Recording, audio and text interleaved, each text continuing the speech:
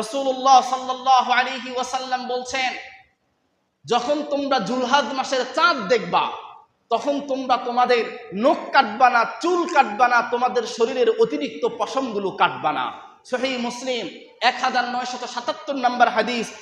হযরতে উম্মে সালামা রাদিয়াল্লাহু তাআলা আনহা হাদিস বর্ণনা করেন, রাসূলুল্লাহ সাল্লাল্লাহু আলাইহি ওয়াসাল্লাম বলছেন, ইযা রাআইতুমুল হিলাল যিল হিজ্জাতি, যখন তোমরা জুলহাজ মাসের চাঁদ দেখবা তখন তোমরা চুল কাটবা না, নখ কাটবা না, তোমাদের শরীরের অন্য অন্য যে পশমগুলো আছে, বগলের নিচের পশম, তোমাদের নাভির নিচের পশমগুলো তোমরা পরিষ্কার করবা না। এটা হচ্ছে সুন্নাহ।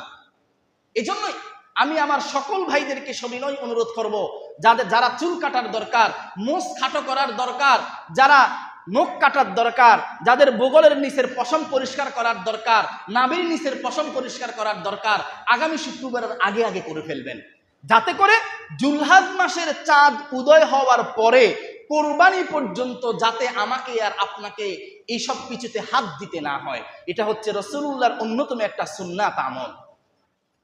রাসূলুল্লাহ বলছেন, জুলহাজ মাসের চাঁদ দেখবা, এরপরে তুমি চুলও কাটবা না, নখও কাটবা না, বগলও পরিষ্কার করবা না, নাভির নিচের পশমও পরিষ্কার করবা না, যতক্ষণ না তুমি কোরবানি করো।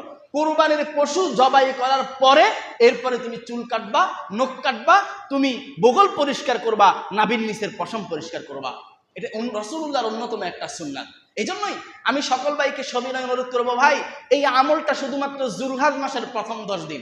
আপনি এমন না, এই আমলটা বছরে একবার সুযোগ হয়। বছরে কয়বার? এই ভাই কথা বলেন, এই আমলটা বছরে কয়বার?